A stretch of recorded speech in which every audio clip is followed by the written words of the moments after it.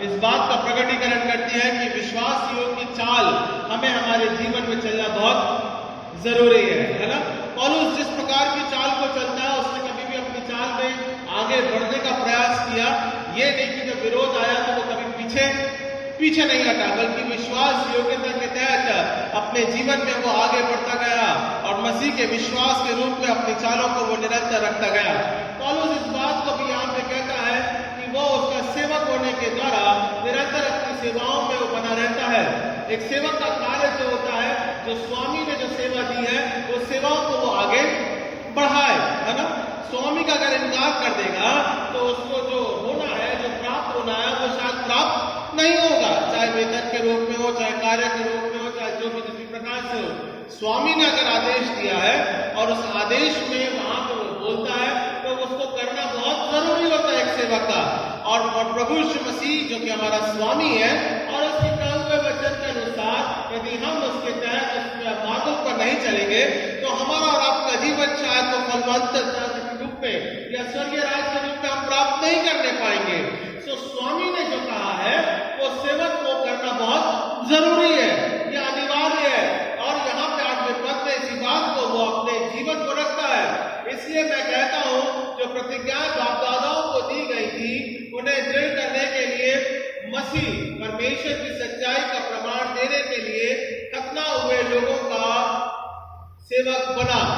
तमाम जो सेवाएं उसको परमेश्वर ने ठहराई गई, चाहे वो खतना रहित हो और चाहे खतना करने वाले हो, चाहे वो यहूदी हो चाहे अन्य जाति के लोग हो, ठीक है ना। खतना और खतना रहित दोनों जातियों के बीच में अगर आप देखें, जो खतना रहित जो खतना करने वाले होते हैं वो यहूदी जाति के होते हैं और जो खतना रहित होते हैं वो अन्य जातियों के होते हैं, ठीक है ना। तो यहाँ पे विभाजन करते हुए प्रभु यीशु मसीह के वचन के रूप में पौलुस बोलता है मैं दोनों में अपनी सेवाओं को देता हूं ताकि वो दोनों लोग परमेश्वर के द्वारा वो अनंत काल के जीवन में प्रवेश करने पाए। और इसी बात के लिए पौलुस वहां पे सेवक बनता है। और सेवक का जो कार्य जो होता है वो विश्वास योग्य चाल उसके जीवन में बनी रहना चाहिए। और परमेश्वर का वचन हमारा और आपके जीवन में विश्वास योग्यता के बारे में चलाता है।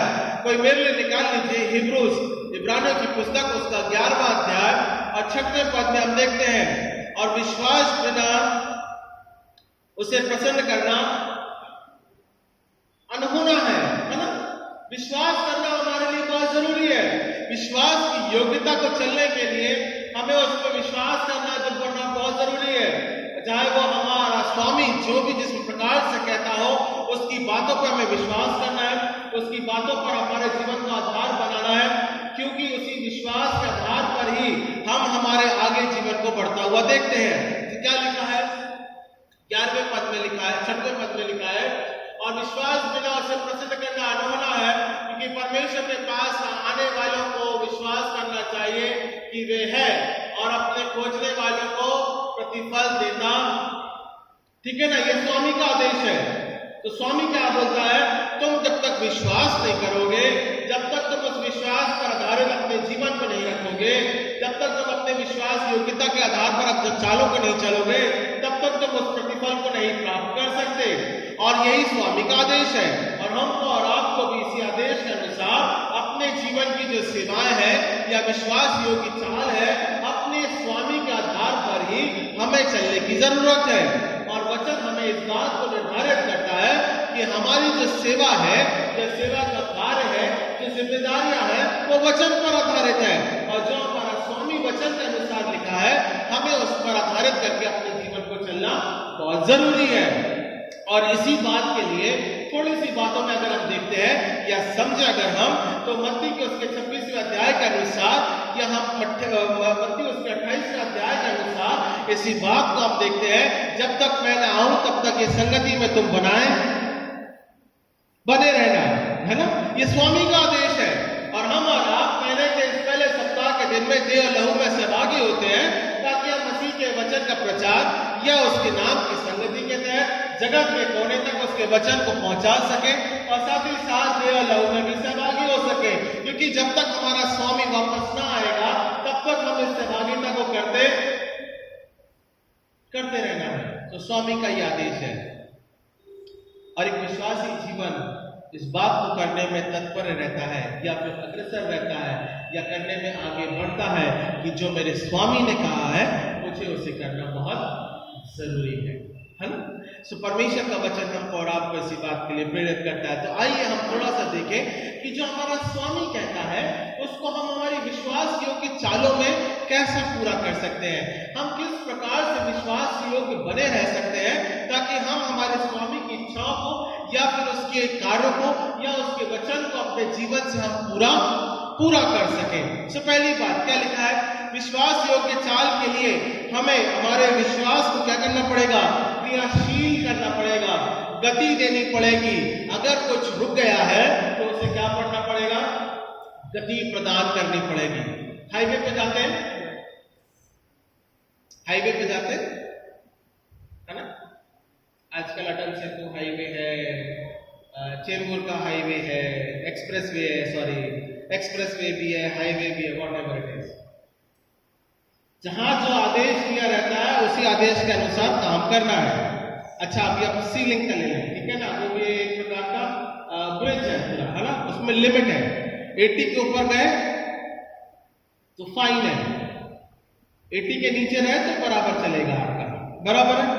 तो स्वामी का आदेश क्या है, तुम्हारी स्पीड लिमिट जो है वो परमेश्वर ने क्या करी है, लिमिटेड करके रखी है, उस लिमिट के अनुसार चलो तो बराबर है, उस लिमिट के बाहर अगर गए तो परमेश्वर फाइन ही देता है सीधा।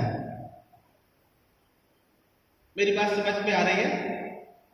विश्वास योग्य चाल हमारी और आपकी मसीह के साथ एक क्रियाशील है, एक गति रोधक है, जहां पे हम और आप गति के साथ में चलते हैं, रुकना और थमना नहीं है, बल्कि मसीह के साथ अपनी संगति को निरंतर आगे बढ़ाना है। कहाँ मिलेगा, कोई के लिए निकाल लीजिए, सुधारण के लिए, समझने के लिए। क्रियाशील होना बहुत जरूरी है मसीह के साथ बने रहने या स्वामी के साथ बने रहने के लिए। यूहन्ना की पुस्तक उसका 8वां अध्याय और 22 से लेके 30 पदों के बीच में हम इसे देखते हैं। मैं इसमें से कुछ हिस्सों को पढ़ूंगा ताकि आपको और हमको इन बातें समझ में आए। यूहन्ना की पुस्तक जॉन चैप्टर 8 वर्स 22 to 30, 22 से लेके 30 पदों के बीच में इस बात को देखेंगे। क्रियाशील होना बहुत जरूरी है। यूहन्ना की पुस्तक उसका 8वां अध्याय और 22 से लेके 30 पदों के बीच हम देखते हैं। हाँ, क्या लिखा हुआ है, हमारे विश्वास में क्रियाशील होना बहुत जरूरी है। क्या लिखा है, पर इस पर यहूदियों ने कहा, क्या मैं अपने आप को मार डालेगा जो कहता है जहां मैं जाता हूं वहां तुम नहीं आ सकते। उसने उनसे कहा, तुम नीचे के हो और मैं ऊपर का हूं, तुम संसार के हो, मैं संसार का। यह स्वामी का आदेश है, बराबर है। उसकी कई हुई बातों को हम कभी कभार साधारण रूप में ले लेते हैं, जिस प्रकार से यहूदियों ने लिया। ये क्या अपने आप को मार डालना चाहता है, ये किस प्रकार से कहता है कि मैं ऊपर का हूं तुम नीचे के हो। वो किसी और संदर्भ में बात कर रहा है, वो इस बात को प्रकटीकरण कर रहा है कि मैं तुम्हारा परमेश्वर हूं और मैं जिस प्रकार से जो समय निर्धारित किया है उस समय निर्धारण के अनुसार मैं अपने जीवन या कार्यों को प्रकट करने वाला परमेश्वर हूं। सो अब वो क्या बोलता है, अगर हम देखेंगे 24 पद, इसलिए मैं तुमसे कहा कि तुम अपने पापों में मरोगे, क्योंकि यदि तुम विश्वास न करोगे कि मैं वही हूं तो आप पापों में। तो हमारे आपका जीवन का विश्वास का क्रियाशील होना बहुत जरूरी है, क्योंकि विश्वास पर आधारित ही हमारे जीवन का उत्थान है, हमारे जीवन का निरंतर शुद्धिकरण है। या हम उस वर्ग में पहुंच सकते हैं या अनंत काल में प्रवेश कर सकते हैं। यदि हम हमारे विश्वास में मजबूत नहीं रहेंगे तो हमारे लिए क्या रखा हुआ है, नरक को तैयार है, इट इज ऑलरेडी देयर। सो विश्वास का गति होना बहुत जरूरी है, विश्वास में क्रियाशील होना बहुत जरूरी है, विश्वास में बढ़ते रहना बहुत जरूरी है, विश्वास में दौड़ लगाना बहुत जरूरी है, अन्यथा हम पापों में मरेंगे। ओके, ये पहली बात हो गई। दूसरी बात क्या बोलता है, विश्वास को गति देने के लिए उन्होंने उससे कहा, तू कौन है? यीशु ने उससे कहा, वही हूं जो प्रारंभ से तुमसे कहता। क्या तुमने मूसा की पुस्तकें नहीं पढ़ी? यहूदियों ने पढ़ी नहीं होंगी क्या? मूसा की 5 पुस्तकें उन्हें जुबानी याद है। मैं वही हूं, परमेश्वर का वचन क्या बोलता है अब्राहम के माध्यम के द्वारा, मैं जो हूं सो हूं। मूसा के वचन में भी इसी बात को रखता है, मैं तेरा परमेश्वर हूं, इसहाक और इब्राहिम का परमेश्वर हूं। आप किसी भी प्रकार से पढ़ लो मूसा की 5 पुस्तकें, और उसी बात के लिए वो वहां पे दोबारा फिर से प्रकट करता है यहूदियों के लिए, क्योंकि यहूदियों से वार्तालाप हो रहा है, वहां पे लोगों के मध्य में इस बात को प्रकटीकरण कर रहा है कि यहाँ जो वो बातें करता है वो उन खतना लोगों के साथ बात कर रहा है और उनके तहत उनको वचन के द्वारा सिखाना मांग रहा है कि मैं वही हूं, मैं जो हूं, जहां परमेश्वर अपने जीवन का प्रकटीकरण करता है अपने नाम के माध्यम के द्वारा, तुम मुझ पे विश्वास रखो, मैं जो हूं। और हमारा और आपके जीवन का आधार भी अगर इसे विश्वास प्रदान करना है या गति प्रदान करना है तो हमें ये कहना है तू वही परमेश्वर है जो कि निरंतर सृष्टि के प्रारंभ से हमारे जीवन के साथ में बना हुआ है। सो परमेश्वर हमारे साथ में निरंतर सृष्टि से बना हुआ है और वो हमें और आप पे इसी बात को, विश्वास को एक ज्योति प्रदान करता है। तुम्हारे विषय में मुझे बहुत से कुछ कहना और निर्णय करना है, परंतु मेरा भेजने वाला सच्चा है, जो मैंने उनसे सुना कि वह जगत से कहता है, वे ये ना समझे कि हम उसे पिता के विषय में कहते हैं। तब यीशु ने कहा, जब तुम मनुष्य के पुत्र को ऊंचे पर चढ़ाओ तो जानोगे कि मैं वही हूँ। मैं अपने आप से कुछ नहीं करता, परंतु जैसा मेरा पिता मुझसे सिखाया वैसे ही ये बातें कहता हूँ। परमेश्वर का वचन हमको और आपको इसी बात के लिए प्रेरित करता है, जो बातें परमेश्वर ने प्रभु यीशु मसीह के लिए बताई हैं, और जब हम और आप मत्ती उसके 26वें-27वें अध्याय के अनुसार जब प्रभु यीशु मसीह को क्रूस पे चढ़ाया, तब हम ये जानेंगे कि ये वही परमेश्वर का पुत्र है। और वाकई में अगर वहां पर हम देखेंगे तो वहां पे जितने भी सूबेदार थे या लोग थे जिन्होंने उस आंधी को महसूस किया, उस जीवन को महसूस किया, तो वो जाना कि ये वाकई में सच्चा परमेश्वर का पुत्र है ना। ये हम इस बात को प्रकटीकरण होता हुआ देखते हैं। तो हमारे विश्वास का गतिशील होना बहुत जरूरी है या क्रियाशील होना बहुत जरूरी है। हमें रुकना या थमना नहीं है, बल्कि हमें परमेश्वर के विश्वास में निरंतर बढ़ते जाना है। जो विधि परमेश्वर ने हमारे लिए ठहराई है, यह आत्मा और लहू की सहभागिता है, जहां पे हम और आप इसे जब लेते हैं, इसे ग्रहण करते हैं, तो साधारण रूप में नहीं ग्रहण करते हैं। ये हमारे विश्वास को जगाने का काम करती है, हमको और आपको हमारे विश्वास को दृढ़ बनाती है, और इसी में हम जानते पाते हैं कि प्रभु यीशु मसीह हमारा उद्धार करता है। दूसरी बात, परमेश्वर का वचन हमको इस बात को ठहरा के कहता है विश्वास में बढ़ते रहने के लिए क्या बोलता है, हमें हमारी आशा को प्रभु यीशु मसीह में बनाए रखता है। वो आशा हमारा और आपके जीवन के लिए जो उद्धार का कारण है, वो जो आशा हमारा और आपके लिए हमारे जीवन को, आत्मिक जीवन को छूने का कारण है, वो आशा हमें कभी भी छोड़नी नहीं, नेवर लीव हो, है ना। हमको और आपको अपनी आशा को कभी छोड़ना नहीं, चाहे कैसी भी कठिन परिस्थितियां रहें, परमेश्वर में अपनी आशा को हमें बनाए रखना बहुत जरूरी है। और आशा के माध्यम के द्वारा ही हम हमारे विश्वास में आगे बढ़ सकते हैं। कहाँ मिलेगा तो मिले, निकाल लीजिए इस बात को पढ़ने के लिए। रोमियो की पुस्तक उसका 8वां अध्याय और 24 से लेकर 27वें पद में हम देखेंगे। रोमन्स चैप्टर 8, रोमियो की पुस्तक उसका 8वां अध्याय और 24 से लेकर 27वें पद में हम देखते हैं क्या लिखा हुआ। मैं पढ़ देता हूँ। इस आशा के द्वारा हमारा उद्धार हुआ, परंतु जिस वस्तुओं की आशा की जाती है, जब वह देखने में आए तो फिर आशा कहाँ रही, क्योंकि जिस वस्तुओं को कोई देख रहा है उसकी आशा क्या रहेगी। परंतु जिस वस्तु को हम नहीं देखते हैं, यदि उसकी आशा रखते हैं तो धीरज से उसकी बाट को हम जोते भी, है ना। अगर हमने देख लिया है तो हमारी आशा नहीं रहती है, फिर वहां पर हमको मालूम है ये प्रकटीकरण है, ये इस प्रकार से, तो वहां पर हम अपनी आशा को नहीं रखते हैं।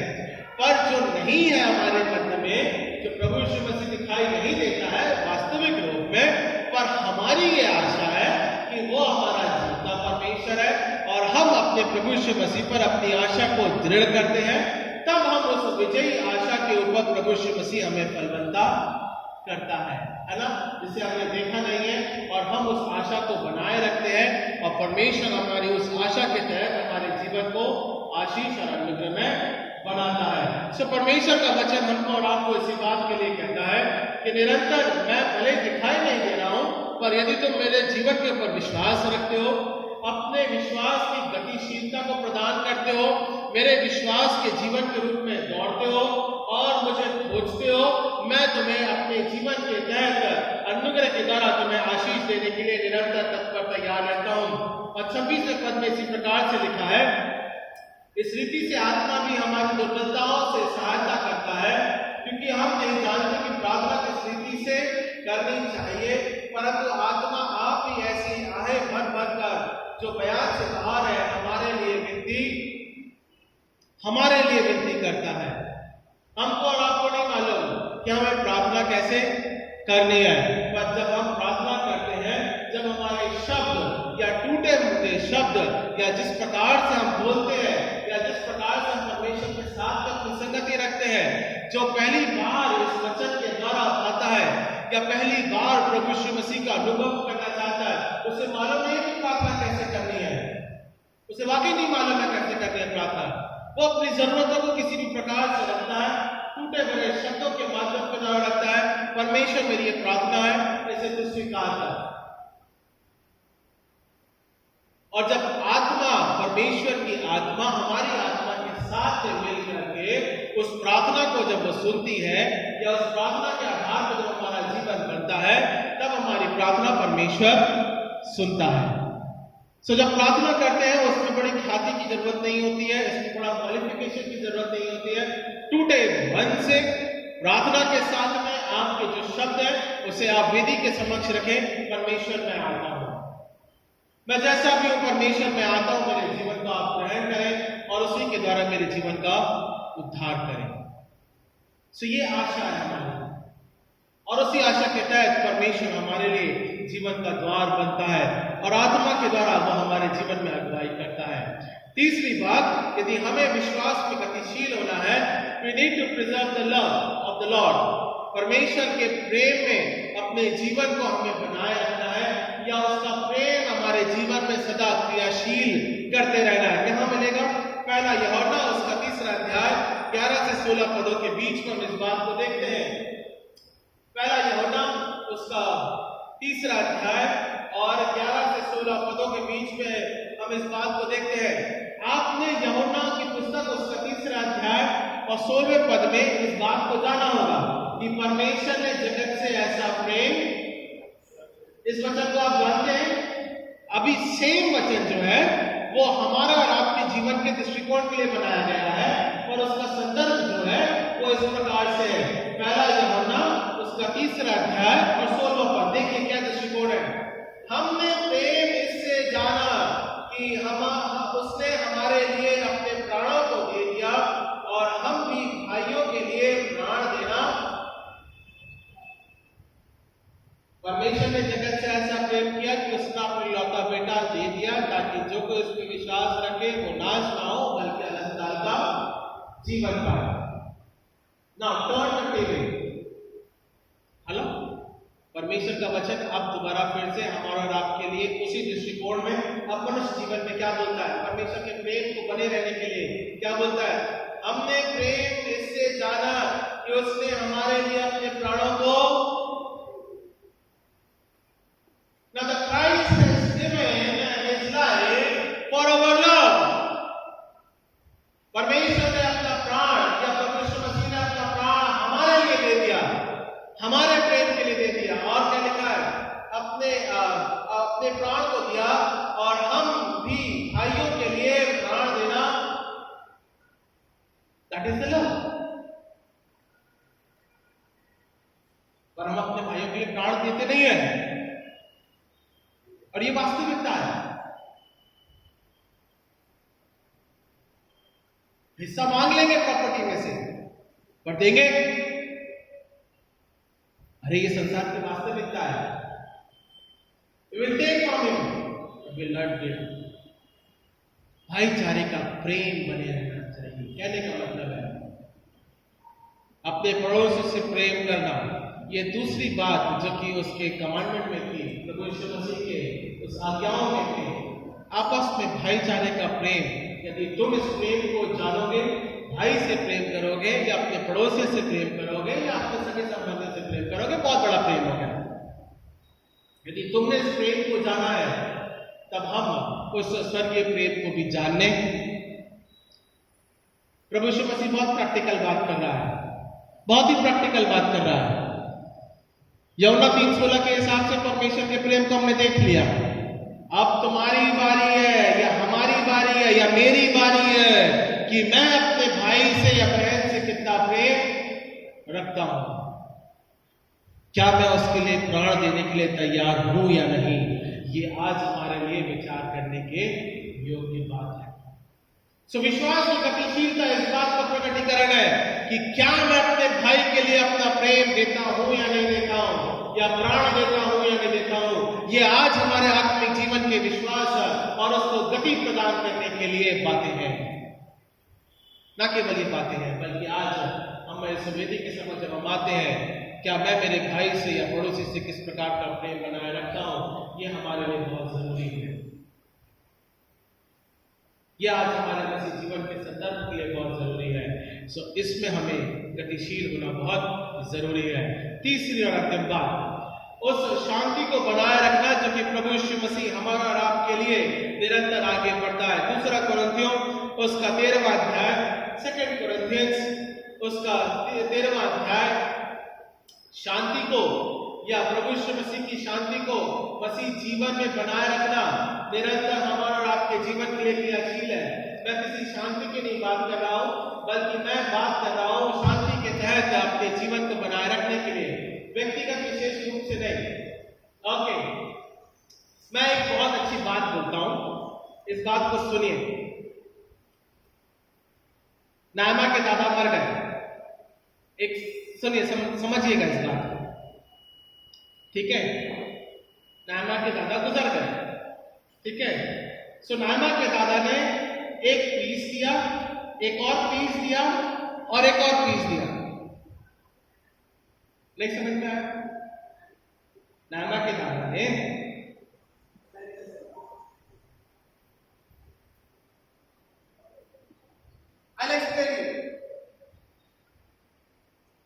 नायमा के दादा गुजर गए, एक पीस दिया, द पीस ऑफ लैंड, ठीक है। और जब वो दादा मर जाते हैं तो हम लोग 40 दिन में भोजन की जो व्यवस्था की जाती है वो नॉन वेज की रहती है, तो that is a piece. So leg piece, mutton का पीस, ठीक है। तो नायमा के दादा जब गुजर गए, the second piece is what, तो मटन का पीस वो दिया, ठीक है। एंड थर्ड पीस इज वो जो स्वर्ग की शांति में चले गए, that is the third piece. So piece, piece and piece. मेरी बात समझ में आ रही है? नहीं समझ में आई? हाँ, समझ में आई कि नहीं आई? Peace of land, peace of peace, food and another peace. मेरी बात समझ में आई? What we are looking for, है ना? हम क्या हमारे जीवन में खोजते हैं? अनंत शांति। अगर हम संसारिक रूप में अब दादा मर गए तो हम भाई बहन के बीच में झगड़ा हो जाएगा, द पीस ऑफ लैंड ना। डॉक्टर साहब समझ में आ रही बात? दादा नायमा के करे, हम भाई बहन पीस ऑफ लैंड के लिए झगड़ा कर रहे हैं। फिर बाद में आता है बाबा 40 दिन के बाद में क्या खिलाने का है, मटन का पीस देने का कि चिकन का पीस देने का है? अनंत काल की शांति छोड़ दो, पता नहीं वहां स्वर्ग में होंगे कि नहीं होंगे। इन्हें प्रेम होता है। मेरी बात समझ में आई? बहुत गहरी बात है तो बहुत साधारण बात है। What we are looking for, आज हम हमारे सांसारिक जीवन में क्या करना चाहते हैं, या हम क्या खोज रहे हैं, या हमारी खोज किस प्रकार से मसीह में अपने जीवन को निर्धारित करती है। पहला कुरिन्थियों निकाला क्या? हाँ, उसका 13वां अध्याय और कौन सा वर्ष है? 11वां वर्ष है ना, मैं भूल गया कौन सा, मैंने 11वां वर्ष बोला, 30। हाँ, दूसरा कुरिन्थियों 13वां अध्याय और 11वां पद। हाँ, निदान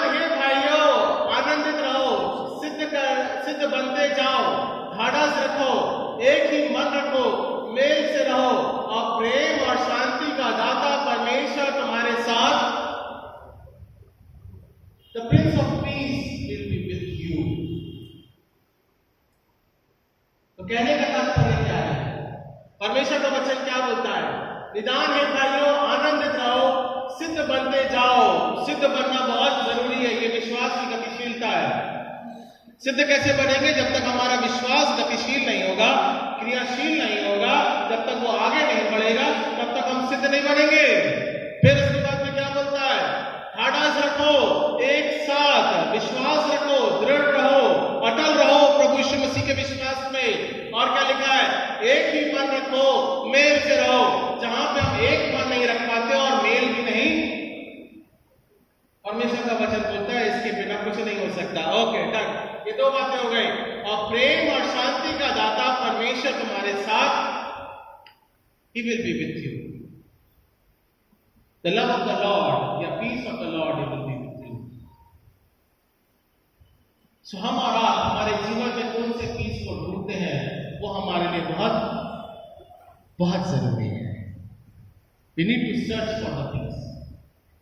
परमेश्वर की शांति के लिए या परमेश्वर की शांति हमारे जीवन में बने रहने का हम इस बात की खोज वेदी के समक्ष आकर के देव और लोगों में सहभागी होकर हम इसे ढूंढ पाए। आइए हम क्या महान अधिकतर और उद्धारकर्ता परमेश्वर, आपके नाम को हम धन्यवाद देते हैं। तू राजाओं का राजा, प्रभु का प्रभु है।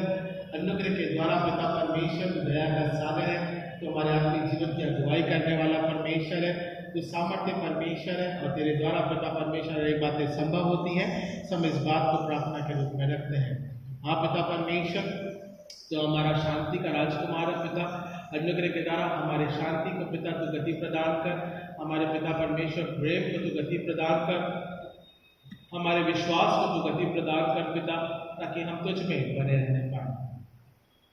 तू हमारा आधार है पिता, इस बात को वचन के तहत करते हैं। उद्धारकर्ता प्यारे बेटे प्रभु यीशु मसीह के नाम से मांगते हैं, सुनने कबूल के इस प्रार्थना विनती को, आमीन।